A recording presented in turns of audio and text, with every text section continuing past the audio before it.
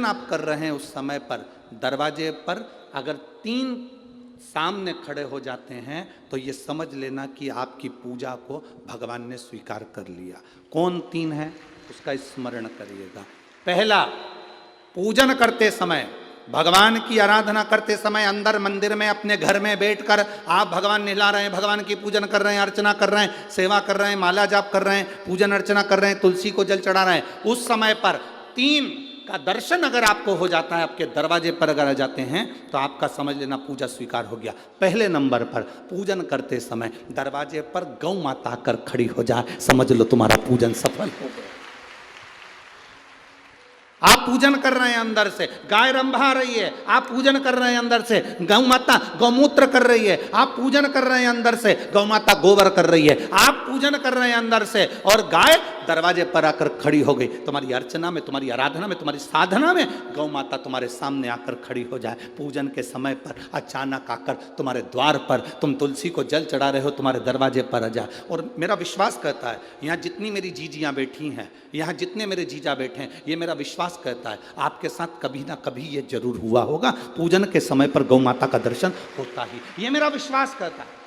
और ये कब होता है? जिस दिन आपका चित्त, मन, वृत्ति भगवान में रमी हो। चाहे तुम राम जपो, हनुमान जपो, शिव जपो, तुम्हारी मर्जी पड़े वो जपो। तुम देवी की भी पूजन कर रहे हो, किसी की देवता की पूजन कर रहे हो, कुल देवता की पूजन कर रहे हो, दिल से कर रहे हो, तो ये 3 का अगर दर्शन हो जाए तो कार्य सफल है। पहला, जम के बोलो, गौ माता। दूसरे नंबर पर हमारे यहाँ हम पूजन में लगे हुए हैं, आराधना में लगे हुए हैं, भगवान की अविरल भक्ति में लगे हुए हैं, भगवान की पूजन, आराधना और भक्ति में हम तल्लीन हैं।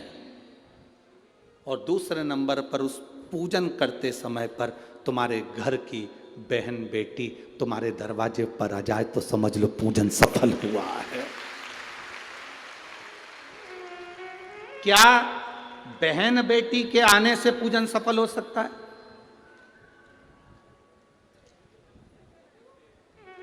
कहां लिखा हुआ है महाराज जी? आप इतनी बड़ी बड़ी बातें कहते हो। पूछने वाले पूछ सकते हैं, कहने वाले कह सकते हैं, आपने कैसे कह दिया कि बहन बेटी के आने से सफल हो जाता करे? तो आप,